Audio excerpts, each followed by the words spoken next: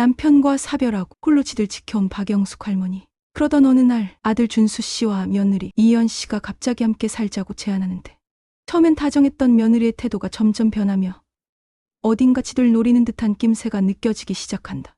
손녀 가은이의 말과 며느리의 차가운 시선 속에서 자신이 짐처럼 느껴지는 외로움을 견뎌야 했는데, 남편이 남긴 일기장 속 한 문장.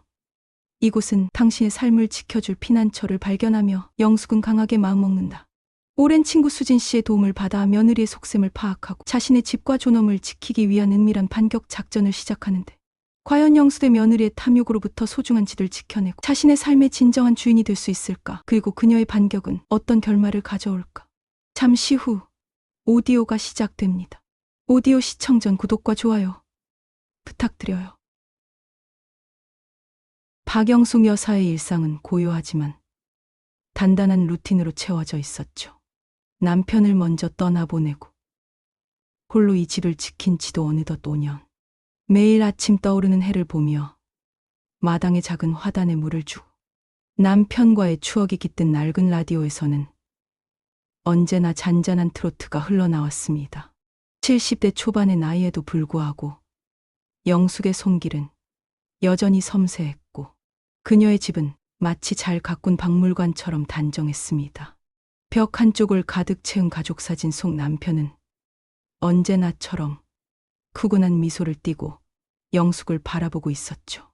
그는 영숙의 삶 그 자체이자 영숙이 이 집을 지키는 이유이기도 했습니다. 어느 화창한 봄날 오후, 정막을 깬 것은 현관 벨소리였습니다. 하나뿐인 아들 준수와 그의 아내 미연, 그리고 손녀 가은이 해맑은 웃음을 머금고 영숙의 집 문을 열고 들어섰죠. 준수는 평소보다 유난히 부드러운 목소리로 영숙에게 말을 건넸습니다. 엄마, 저희가 당분간 같이 지내면 어떨까요? 영숙은 순간 손에 들고 있던 뜨개질 실을 놓칠 뻔했습니다. 평화롭던 집에 갑작스러운 파문이 인 것 같았죠. 미연은 활짝 웃으며 영숙의 허리를 감쌌습니다. 어머니, 저희가 어머님 모시고 살기로 했어요. 앞으로 저희가 잘 모실게요. 진짜 효도하고 싶었어요.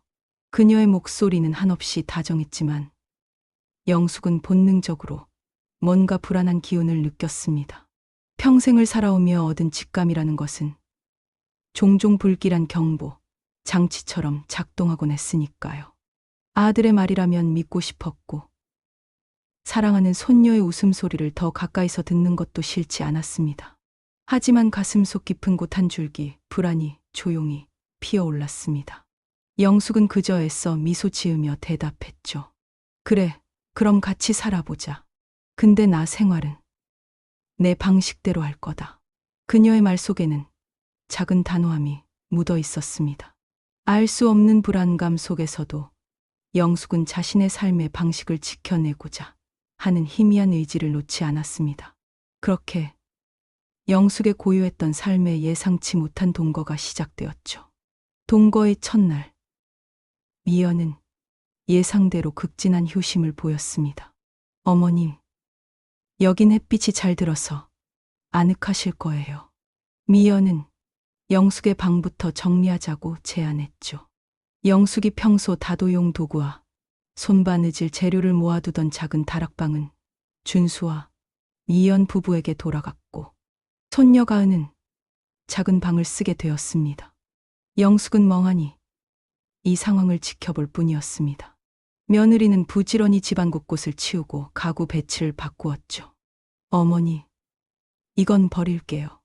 너무 오래돼서 요즘은 이런 건 잘 안 써요. 가끔은 영숙에게 묻지도 않고 멋대로 결정하는 모습에 영숙은 그저 말없이 부엌 한쪽에 앉아 있었습니다. 며칠이 지날수록 미연의 태도는 점차 미묘하게 변질되기 시작했습니다. 아침마다 영숙이 정성스레 차려놓은 따끈한 밥상은 어느새 이연이 시켜 먹는 브런치로 대체되었죠. 영숙이 식사 중 반찬에 대해 이야기하면 미연은 네 하고 짧게 대답한 뒤 휴대폰으로 시선을 옮기곤 했습니다. 대화가 끊기면 공기는 무겁게 가라앉았고 영숙은 그 침묵을 외면할 수 없었습니다. 미연의 눈빛은 예전처럼 영숙을 마주하지 않았고 그 눈빛 속에는 무언가를 계산하는 듯한 차가움이 엿보였습니다.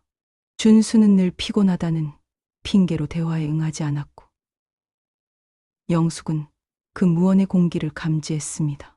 가족이라는 단어 아래 묻혀버리는 불편한 진실. 그 작은 금이 점점 벌어지는 느낌이었죠. 어느 날 아침 영숙은 평소보다 일찍 눈을 떴습니다. 방 안은 고요했지만 어딘가 어색한 기운이 감돌았죠. 문득 거실에서 들려오는 익숙한 소리에 귀를 기울였습니다. 냉장고 문 여닫는 소리, 손녀 가은이 떠드는 소리, 그리고 미연의 낮은 음성. 가은아, 조용히 해. 할머니 또 일찍 일어나시겠네. 영숙은 그 작은 문장 하나에 마음이 서늘해졌습니다. 미연의 목소리에는 분명 억양이 달라져 있었습니다. 예전처럼 다정하지 않았고 마치 남처럼 차가웠습니다. 며느리의 가면이 벗겨지는 순간이었죠. 사랑하는 손녀의 천진난만한 웃음소리 뒤에 숨겨진 그 차가운 진실이 영숙의 가슴을 짓눌렀습니다. 영숙은 그렇게 점점 집안의 주인이 아니라 손님처럼 변해가고 있었죠. 며느리의 싸늘한 태도와 차가운 시선은 영숙의 마음속에 깊은 상처를 남겼습니다. 식탁에서 미연이 대뜸 물었죠. 어머님, 요즘도 혼자 시장 가세요? 응, 가까운 데야 걸어 다니지. 뭐가 문제니? 아니요. 그냥 요즘은 그런 거 조심해야 해서요. 혹시 헷갈리시거나 길 잃으시면 안 되니까요. 영숙은 젓가락을 내려놓았습니다. 그 말은 분명 치매라는 단어를 돌려 말한 것이었죠. 아무리 다정하게 던져진 말이라도 영숙은 그 의도를 읽을 수 있었습니다. 나는 아직 정신 멀쩡해, 미연아. 내가 헷갈릴 나이처럼 말하지 마. 미연은 당황한 듯 웃음을 지으며 말을 돌렸지만 그날 이후로 영숙을 향한 미연의 시선은 확연히 변했습니다. 예전엔 같이 드라마를 보며 웃던 며느리가 이제는 영숙이 무슨 말을 하면 휴대폰을 들여다보며 건성으로 대답했죠. 심지어 손녀 가은에게도 이상한 말들이 들려왔습니다. 할머니는 옛날 사람이라 잘 몰라. 할머니한테 너무 의지하면 안 돼. 작은 손녀의 입에서 나온 말은 칼날처럼 영숙의 가슴을 찔렀습니다. 영숙은 혼잣말을 삼켰죠. 내가 그렇게 짐이 된 걸까? 그러던 어느 날 영숙은 거실 한쪽에서 미연이 통화하는 소리를 듣게 되었습니다. 원래는 볼륨을 줄이고 통화하던 며느리였지만 그날은 대화가 명확하게 들렸습니다. 응. 아직도 그대로야. 말 한마디 안 해. 서류도 아직 안 받았고 곧 그 집도 정리될 거야. 준수도 이제 겨우 설득됐어. 영숙은 숨이 멎을 뻔했습니다. 그 대화는 분명 자신과 이 집을 두고 나눈 이야기였습니다. 곧 그 집도 정리될 거야. 그 말은 이 집을 팔 계획이라는 뜻이었죠. 그녀는 손에 들고 있던 뜨개질 실을 꽉 쥐었습니다. 하얀 실이 손가락 사이에서 불그스름하게 변할 만큼 그동안의 일들이 하나둘 퍼즐처럼 이어졌습니다. 미연의 차가운 시선, 손녀 가은의 이상한 말, 시장에 못 가게 하려던 이유, 서서히 밖으로 밀려나는 듯한 감각. 그날 밤 영숙은 안방 서랍장에서 오래된 사진 한 장을 꺼냈습니다. 남편과 함께 입주 첫날에 찍은 사진이었죠. 푸근한 미소의 남편, 그리고 손에 들고 있는 집문서. 눈물이 핑 돌았습니다. 이 집은 그저 벽돌로 쌓은 공간이 아니라 추억과 시간과 인내로 만든 삶 그 자체였습니다. 그녀는 사진 속 남편에게 속삭였습니다. 여보, 난 왜 이렇게 불안할까요? 효도라지만 이게 정말 날 위한 일일까요? 그리고 이내 남편의 낡은 일기장에서 꽂혀 있던 닳고 다른 편지 한 통을 발견했습니다. 남편의 필체로 적힌 한 문장이 눈에 들어왔죠. 이 집은 우리의 마지막 자산이자 아이들에게 물려주고 싶은 유산이 아니다. 영숙, 당신이 지켜야 할 삶의 보루다. 가슴이 먹먹해졌습니다. 남편은 이미 알고 있었던 것이었죠. 재산이 자식에게 무조건적인 선물이 되어서는 안 된다는 것을. 그 문장을 다시 읽으며 영숙은 다짐했습니다. 더 이상 당하고만 있지 않겠다고. 이 집은 나의 삶, 나의 존엄이 걸린 문제라고 말이죠. 그녀의 눈빛엔 더 이상 예전의 순한 시어머니가 없었습니다. 조용한 단호함, 그리고 준비된 결의가 깃들어 있었습니다. 영숙은 더 이상 감정에만 휩싸여 있을 수 없었습니다. 그녀는 곧바로 대학 시절부터 유일하게 믿고 의지해온 오랜 친구 수진에게 전화를 걸었죠. 수진은 현재 동네에서 작은 커뮤니티 센터를 운영하고 있었고 언제나 현명한 조언을 해주는 사람이었습니다. 수진아, 나 진짜 바보 같았어. 그 아이, 미연이가 내 집을 노리는 것 같아. 영숙의 목소리는 절박했지만 수진의 목소리는 단호했습니다. 영숙아, 너 지금부터라도 증거 모아. 통화 녹음, 문서 사본, 뭐든. 너만 감정으로 대하면 절대 안 돼. 그날 밤 영숙은 휴대폰에 녹음 어플을 깔고 낡은 일기장 한쪽에 계획이라는 제목을 적기 시작했습니다. 그 밑에 작은 글씨로 하나하나 날짜별로 며느리의 이상한 말과 행동을 기록했죠. 미연의 시선, 가은이의 말, 시장에 못 가게 하려던 이유. 모든 것이 퍼즐처럼 맞춰지고 있었습니다. 며칠 후, 미연은 식탁 위에 보란 듯이 무슨 인쇄물을 올려두었습니다. 어머님, 요즘 실버타운 얘기 많이 들으셨죠?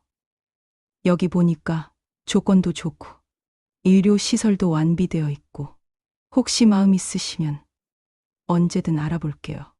영숙은 그 말에 아무 대꾸 없이 물컵을 들어 입을 죽였습니다. 손이 살짝 떨렸지만 눈빛만은 흔들리지 않았죠. 나는 아직 내 집에서 살고 싶어. 영숙의 단호한 말에 이연의 미소는 단숨에 사라졌습니다. 네, 뭐 아직은요. 그 밤 영숙은 침대 위에서 한참을 뒤척였습니다. 잠이 들려 할 때 방문 틈으로 미연과 준수의 대화가 들려왔죠. 당신, 요즘 말이 이상해. 어머니가 감 잡으셨으면 어쩌려고. 그러니까 급하게 하지 말자니까. 영숙은 눈을 떴습니다. 이제 그녀는 더 이상 주저하지 않기로 했습니다. 방 한편에 놓여있던 작은 금고를 열어 오래된 문서와 남편의 편지를 꺼냈죠. 그 편지엔 분명히 이렇게 쓰여 있었습니다. 이 집을 끝까지 지켜. 어떤 상황이 와도 너만은 흔들리지 마. 그 문장을 다시 읽으며 영숙은 다짐했습니다. 이 싸움은 감정이 아닌 이성을 무기로 해야 한다고. 영숙은 수진에게 다시 전화를 걸었습니다.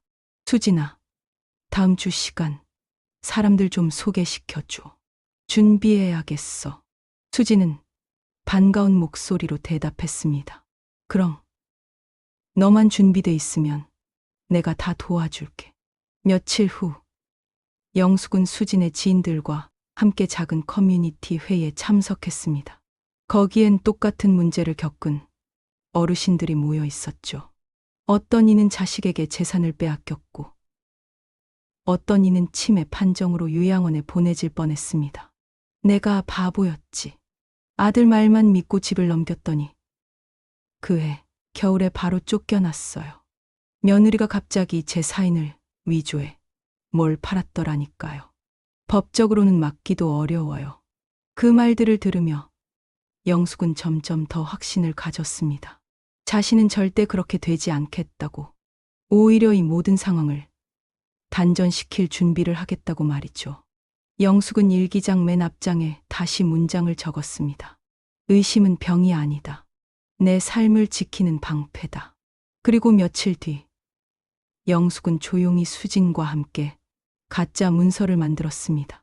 이전 등기 동의서라는 이름의 문서에는 실제 내용이 아닌 영숙이 며느리의 시험을 보기 위해 만든 함정이 적혀 있었죠. 미연이 이 문서를 받아들 때 모든 것이 드러날 것이었습니다. 영숙은 이제 준비를 마쳤습니다. 흔들리던 중심은 다시 바로 섰고 봉인됐던 진심은 조용히 움직이기 시작했습니다.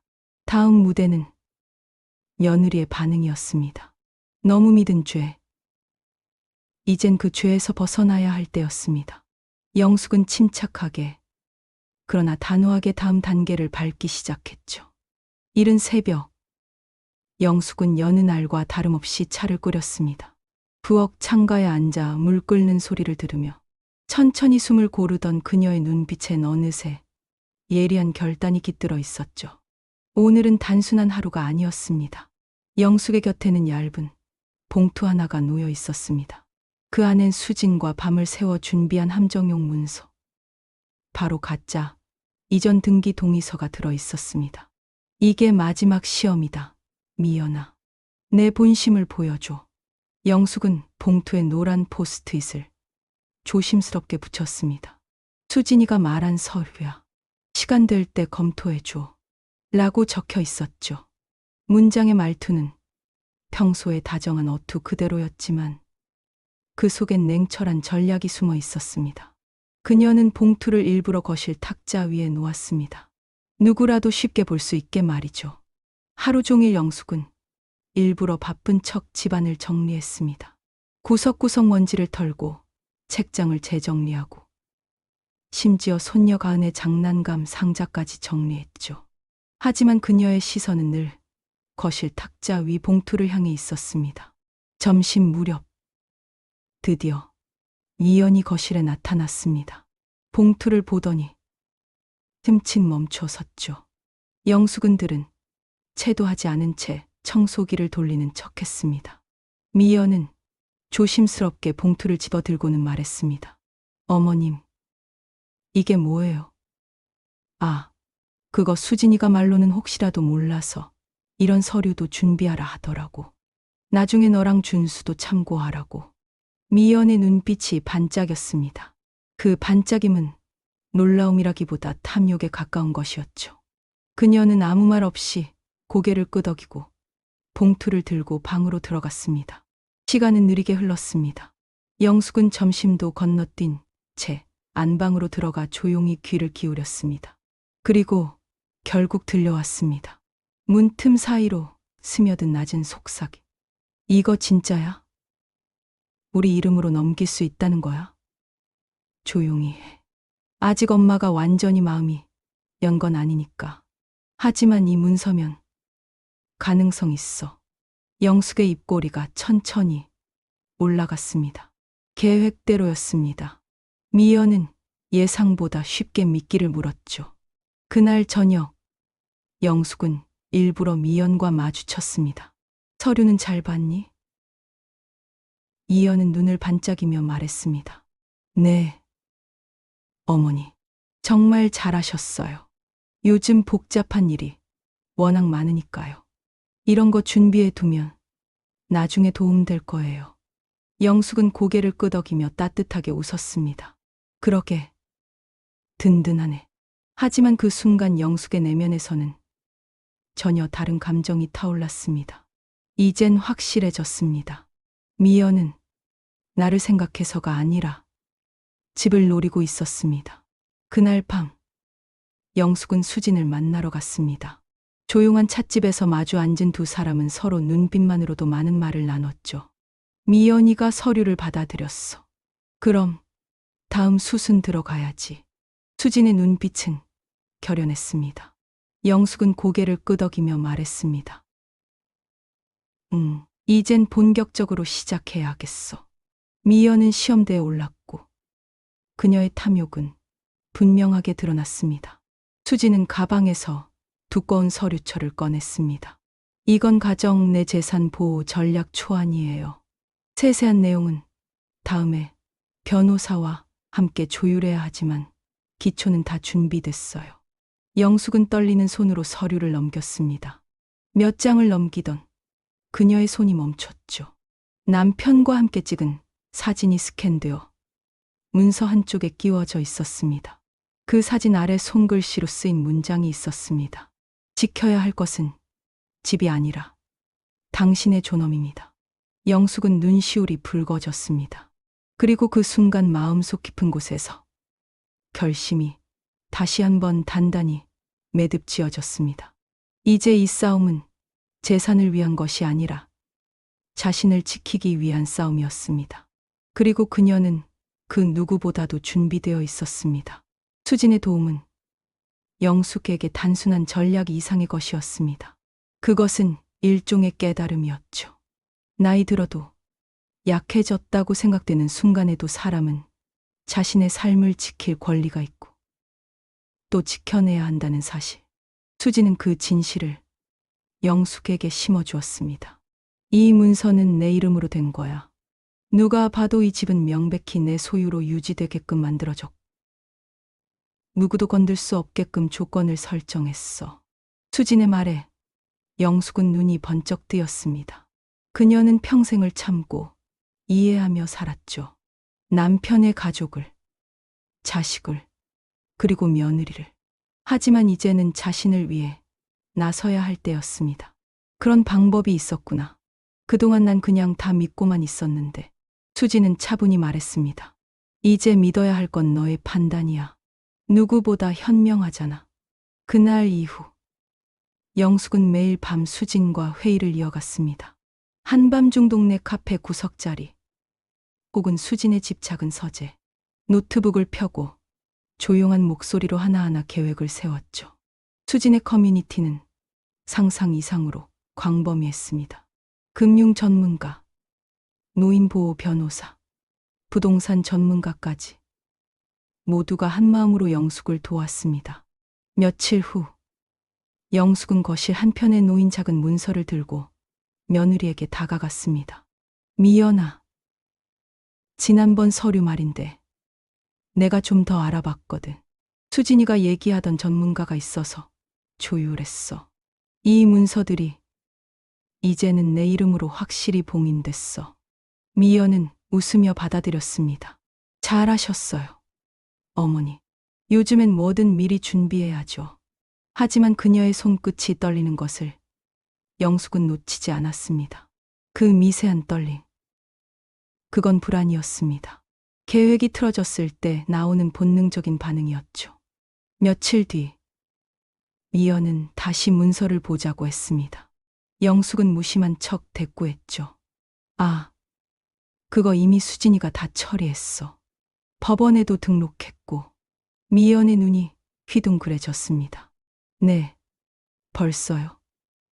영숙은 담담하게 고개를 끄덕였습니다. 이젠 내 의지와 상관없이 함부로 이 집은 이전도 처분도 안 돼.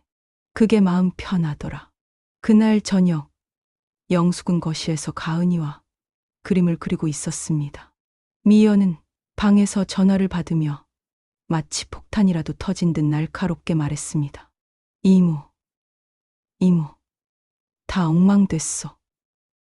계획이란 게 왜 이렇게 꼬여? 그 서류가 진짜면 우리는. 영숙은 색연필을 잡은 손을 멈추지 않았습니다. 아무 일도 없다는 듯 가은의 그림을 칭찬했죠. 하지만 속으로는 이렇게 읊조렸습니다. 넌 계획했지만 난 준비했다. 그리고 그 밤 영숙은 다시 수진에게 전화를 걸었습니다. 우리 다음 단계로 넘어가야겠어. 이제 이 집은 지켰어. 다음은 내 삶의 자율성이야. 수진은 단호한 목소리로 말했습니다. 좋아. 다음 수는 너의 자유를 위해 법보다 강한 내 의지를 보여주는 거야. 영숙은 그 말을 곱씹으며 말했습니다. 나는 아무것도 몰랐던 게 아니야. 다만 믿고 싶었을 뿐이었지. 이제 그녀는 준비된 여인이었습니다. 단단하고 지혜롭고 누구보다 당당한. 그들은 나를 시험했지만 나는 내 지혜로 그들을 이겼습니다. 영숙은 그렇게 자신의 권리를 되찾고 있었죠. 그날 아침 영숙은 거울 앞에 섰습니다. 하얗게 센 머리를 가지런히 정리하며 자신에게 말했습니다. 나는 내가 누구인지 안다. 그리고 이제 그 누구에게도 흔들리지 않는다. 며느리 미연의 표정은 날이 갈수록 조급해지고 있었습니다. 말은 여전히 공손했지만 눈빛엔 숨기지 못한 당황과 긴장이 어려 있었죠. 영숙은 그 모든 변화를 조용히 받아들이며 하나하나 자신의 계획을 정교하게 다듬었습니다. 수진과 영숙은 또 다른 카드를 꺼냈습니다. 바로 정신건강 진단서였습니다. 혹시 모를 미연의 마지막 반격. 즉 영숙이 정신이 온전치 못하다는 프레임을 선제적으로 차단하기 위한 조치였죠. 수진의 조언으로 영숙은 지역 내 유명한 신경정신과의 예약을 잡았고 당당히 의사 앞에 앉았습니다. 최근 스트레스나 기억력 저하를 느끼신 적 있나요? 예전에는 있었던 것 같아요. 근데 요즘은 아주 또렷해졌어요. 내가 왜 힘들었는지도 이젠 또렷이 보여요. 며칠 뒤 진단서가 나왔습니다. 의사는 미소를 띠며 말했죠. 영숙 여사님, 연세에 비해 정신력도 또렷하고 인지력도 정상이십니다. 심지어 우울증이나 불안도 전혀 없어요. 이 결과지 보관해 두세요. 나중에라도 도움이 될 수 있습니다. 영숙은 병원을 나서며 하늘을 올려다봤습니다. 맑고 투명한 하늘 아래 그녀의 마음도 그 어느 때보다 맑았습니다. 며칠 뒤 이연이 부엌에서 그릇을 닦다가 영숙에게 말을 걸었습니다. 어머님, 요즘 어디 다녀오시는 일이 많으신 것 같아요? 영숙은 미소 지으며 대답했습니다. 응. 병원 좀 다녀왔어. 병원이요? 어디 안 좋으세요? 아니, 건강검진도 하고 정신건강 진단도 받고 왔지. 요즘은 나이 들면 뭐든 미리미리 체크해야 하더라고. 그 말에 미연의 손이 살짝 멈췄습니다. 정신건강 진단이요? 그래. 의사 선생님도 내가 아주 멀쩡하고 또렷하다고 하더라. 기억력도 좋고 판단력도 정상이래. 진단서도 받아놨어. 미연의 얼굴이 굳었습니다. 그리고 바로 다음 날부터 그녀는 눈에 띄게 말을 아꼈습니다. 더 이상 서류 이야기도 하지 않았고 집안에서 영숙과 마주치는 것을 피하려 했죠. 그 사이 가은은 다시 할머니에게 다가왔습니다. 한밤중 영숙이 책을 읽고 있으면 조용히 다가와 무릎에 얼굴을 묻었고 주말이면 할머니 방에 와 함께 그림을 그렸습니다. 할머니, 엄마는 왜 요즘 자꾸 밖에 나가요? 가은아. 어른들은 가끔 생각이 많아지면 혼자 있고 싶을 때가 있단다. 근데 난 할머니랑 있으면 제일 좋아. 영숙은 그 말을 듣고 눈을 감았습니다. 아이의 말 속엔 계산도 거짓도 없었습니다. 그저 진심이었죠. 며칠 후 준수가 조심스럽게 영숙에게 다가왔습니다. 엄마, 수진 이모 얘기 듣고 놀랐어. 엄마가 그런 일까지 준비하고 계셨는 줄은 몰랐어. 영숙은 조용히 아들의 손을 잡았습니다. 엄마가 그냥 넘어갔으면 나중에 널 더 미워하게 됐을 거야. 엄마, 근데 지금은 아니야. 지금 너를 지켜보고 있어. 내가 아버지처럼 책임질 줄 아는 남자가 될 수 있을지. 준수는 고개를 끄덕였습니다. 그날 밤 영숙은 다이어리에 또 한 줄을 적었습니다. 진실은 누가 증명하지 않아도 언젠가는 드러난다. 나는 흔들리지 않는다. 그리고 지켜낼 것이다. 그녀는 창문을 열고 바람을 맞았습니다. 바람은 차가웠지만 마음은 이상하게 따뜻했습니다. 흔들림 없이 서 있는 자신의 모습이 오히려 강하고 단단해 보였습니다. 그것이 바로 그녀가 평생 살아온 방식이었습니다. 그리고 지금 마침내 진실이 그녀의 편이 되었죠. 미연의 빈자리는 준수에게는 뒤늦은 깨달음을, 영숙에게는 진정한 해방감을 안겨주었습니다. 시간은 조용히 흐르고 있었습니다. 마치 아무 일도 없었다는 듯 집안엔 평온한 정적이 감돌았죠. 하지만 그 정적은 영숙의 머릿속에서 수많은 계산과 추론이 돌아가는 시간이었습니다. 그녀는 매일 아침 찻잔을 들며 혼잣말을 하듯 마음을 다졌습니다. 마지막 도장을 찍기 전까지 끝난 게 아니야. 수진과의 만남은 계속되었고 재산방어 문서의 세부 조항들을 하나하나 점검하며 빈틈이 생기지 않도록 철저히 준비했습니다. 그리고 영숙은 중요한 결단을 내렸죠. 변호사를 불러서 이 서류 공증도 받고 정식 등록도 해야겠어. 수지는 고개를 끄덕이며 말했습니다. 이건 단순한 보호 문서가 아니야. 너의 의지를 기록한 명백한 문서야. 며칠 뒤 지역법률사무소의 회의실. 영숙은 단정하게 머리를 묶고 고운 정장 차림으로 등장했습니다. 변호사, 수진, 그리고 공증인이 한자리에 모였죠. 오늘 이 서류는 영숙 여사님의 생전 재산 처분에 대한 의사와 사후에도 이를 침해하지 못하도록 하는 법적 장치를 포함하고 있습니다. 해당 문서에 서명하시면 어떠한 제3자도 집과 자산에 대한 권리를 주장할 수 없습니다. 영숙은 단호하게 고개를 끄덕였습니다. 펜을 들고 첫 페이지부터 마지막 페이지까지 깔끔하게 서명했습니다. 마지막 장에 도장을 찍는 순간 손끝이 떨렸습니다. 그것은 긴장도 두려움도 아닌 해방의 진동이었죠. 도장을 찍고 난 뒤 영숙은 눈을 감았습니다. 이제 정말 내 인생에 내가 도장을 찍었다. 그날 저녁 영숙은 집으로 돌아왔습니다. 문을 열자 익숙한 향기가 코끝을 스쳤습니다. 가은의 책가방이 현관 옆에 놓여 있었고 거실에서는 낮게 TV 소리가 들려왔죠. 하지만 이상했습니다. 미연의 모습이 보이지 않았습니다. 영숙은 안방으로 향했습니다. 침대 위에는 정갈하게 개어진 옷가방 하나, 그 옆에 미연의 글씨로 쓰인 짧은 메모가 있었습니다. 어머니, 죄송합니다. 더는 버틸 자신이 없어요. 저 자신에게도 부끄러워요. 가은이는 남편이랑 있으니 걱정 마세요. 순간 영숙은 의외의 감정을 느꼈습니다. 분노도 아니었고 안도도 아니었습니다. 그것은 오랜 시간 품었던 긴장이 탁 풀리며 마음은 깊은 공허함이었죠. 며칠 후 준수가 영숙 앞에 앉았습니다. 초췌한 얼굴로 입을 열었죠. 엄마, 미연이 떠났어. 나한테도 연락 없고. 근데 엄마, 그 문서 나중에 바꿔야 할 때가 오면 나 믿어줄 수 있어. 영숙은 아들의 손을 잡았습니다. 그건 지금 내가 지켜야 할 몫이야. 집이 중요한 게 아니야. 내가 어떤 남편, 어떤 아빠, 어떤 아들로 남느냐가 더 중요해. 준수는 눈시울을 붉히며 말했습니다. 엄마, 정말 미안해. 난 아무것도 몰랐어. 엄마가 얼마나 외로웠는지도. 영숙은 고개를 젓고 부드럽게 말했습니다.